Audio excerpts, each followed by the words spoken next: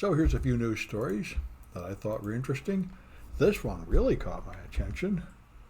I was sort of mind-boggled by it.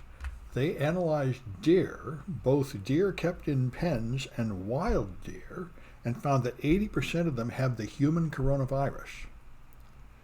And therefore they put a warning out saying that people that handle deer or get near deer should wear protection.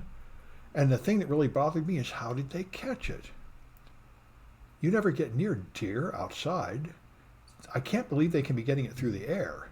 If they're getting it through the air, then every human would be infecting everybody they walk past, even on the other side of the street.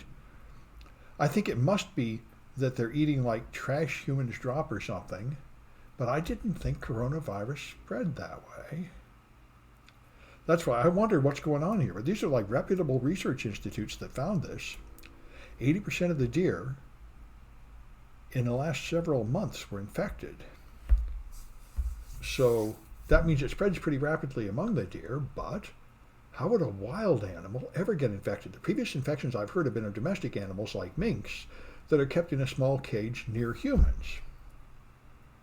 The fact that wild deer are all infected is troubling to me, both in the sense that it suggests that it's extremely transmissible, but also their point is that in the long range, it means we're never going to get rid of it, even if we vaccinate all the people. We'd have to vaccinate all the deer too, all the wild animals. This is pretty disturbing. Anyway, good morning, MZ.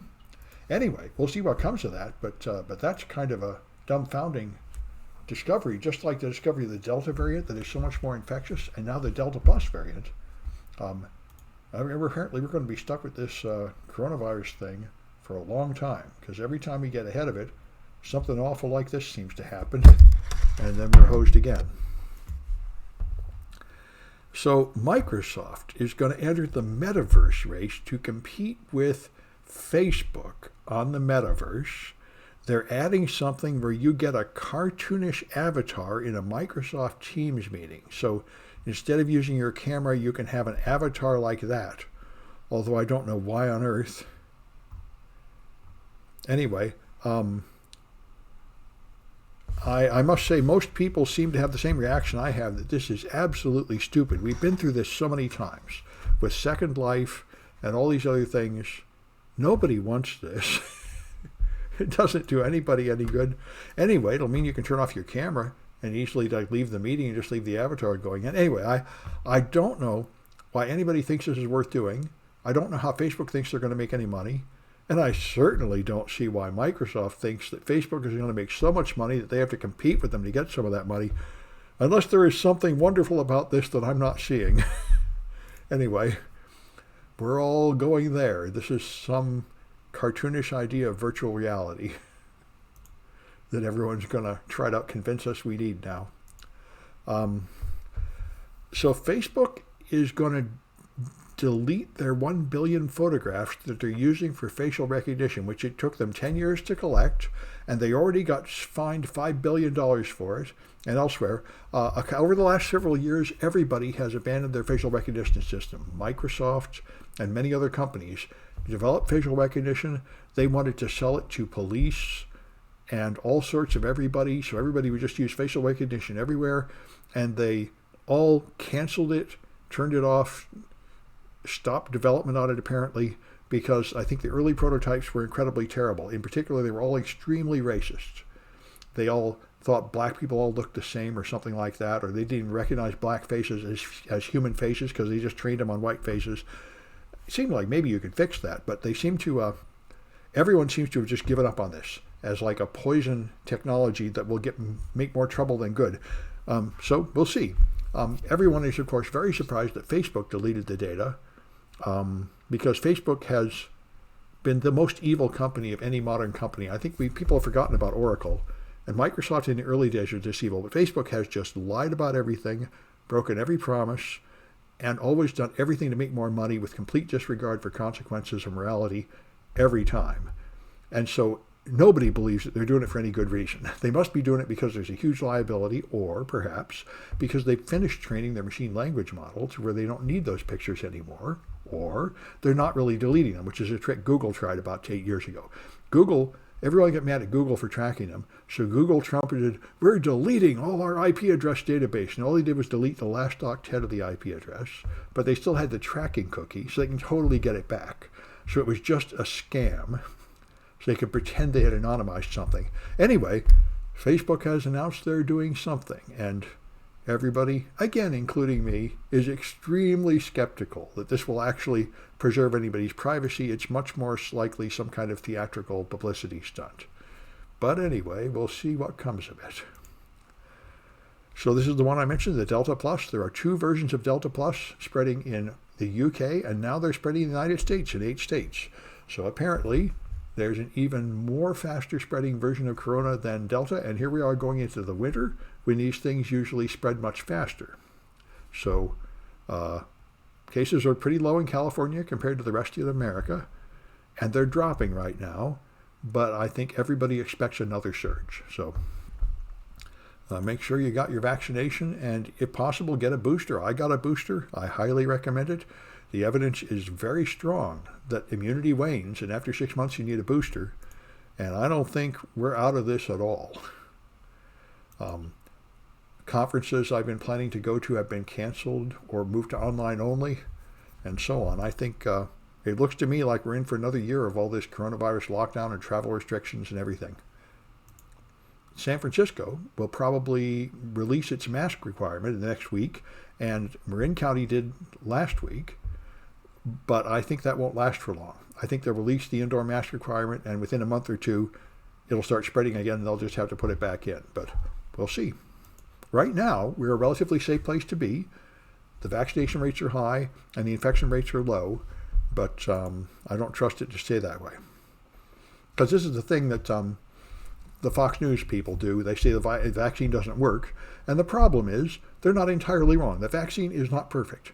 It wears off. It doesn't stop you from getting a weak infection. It means you can still spread it. So the vaccine doesn't mean you can ignore all the other precautions, which is what we hoped. First, we hope we'll just take the vaccine, and then we can just go back to normal life, no masks, go back to indoor crowds and everything. And it's not that good. The vaccine does save your life, which is not nothing, but it doesn't return us all the way back to normal life. So that's the way it is.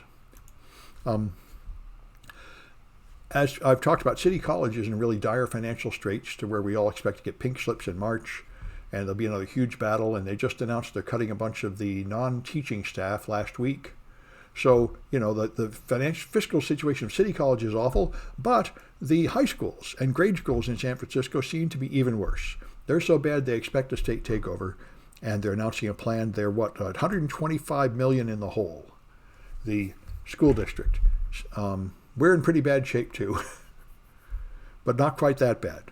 But they're both in extreme trouble. I don't know exactly what the fundamental cause here is. I kind of expect it's just rampant corruption and stealing the money, embezzling, but I don't really know. But anyway, it's all through the San Francisco school systems from the bottom to the top. They're all like in financial disaster state.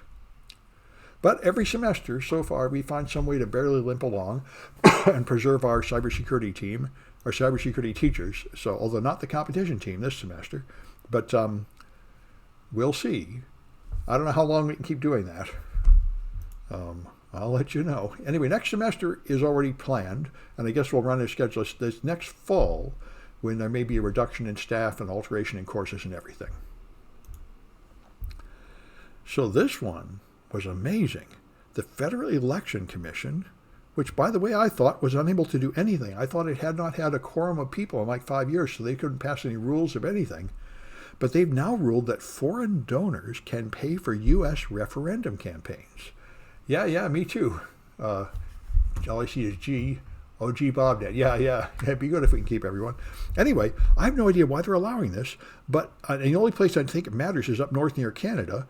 But there are places where Canadian interests would like to affect United States ballot initiatives to get us to buy more Canadian goods or something. And now they've decided that's okay. A Canadian power company could finance a ballot commission pushing for new energy transmission lines in Maine.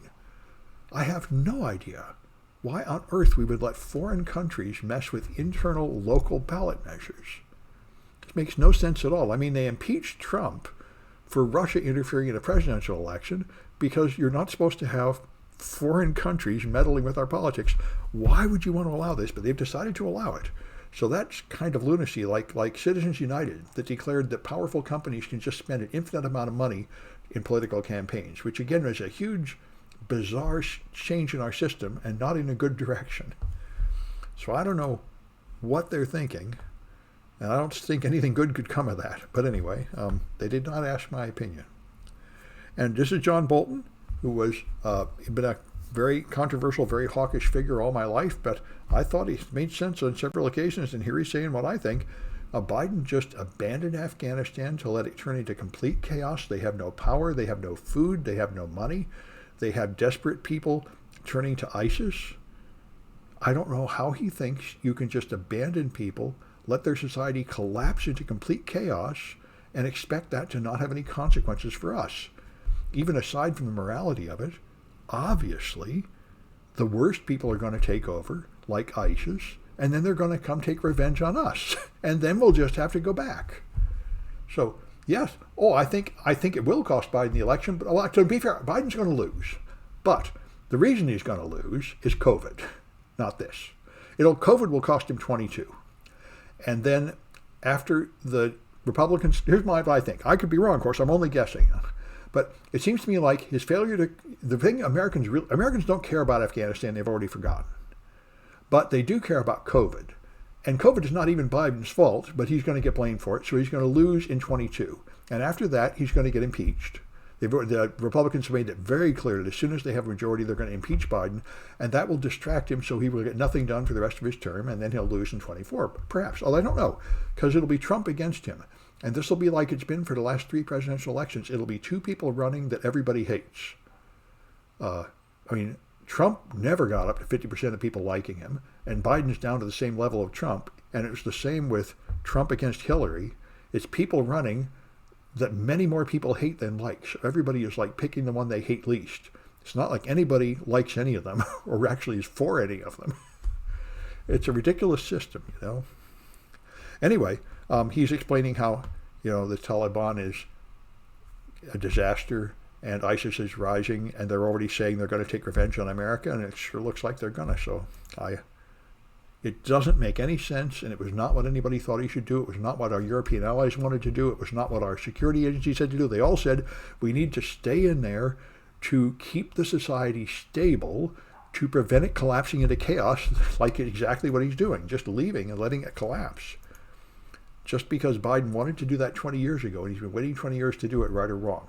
Not because it's the right thing to do. It's a bloody shame. Biden's turning out to be a really miserable president. The only reason I voted for him is because he's not Trump, and he is not Trump. I got that, but that's all I got. I sort of hoped he'd actually do a good job of doing something, and that I totally did not get. Everybody's pretty disgusted with him, and so am I. He's pretty miserable excuse for a president, and he's not Trump, though. At least he's going to, if we have an election and Biden loses, he will accept that, unlike Trump. So he has that virtue. That's something. But he doesn't seem to have any actual ability to make any good decisions to run the country well. I wish we had a better choice, because I don't think Trump will do any better. Anyway, we'll see what happens. So stablecoin legislation is coming. I think they're right about this. This is really Tether that needs it. So there'll probably be some regulation of Tether coming, and I think we need that. Anyway, let's get down to the official stuff here. All right, let me make another recording.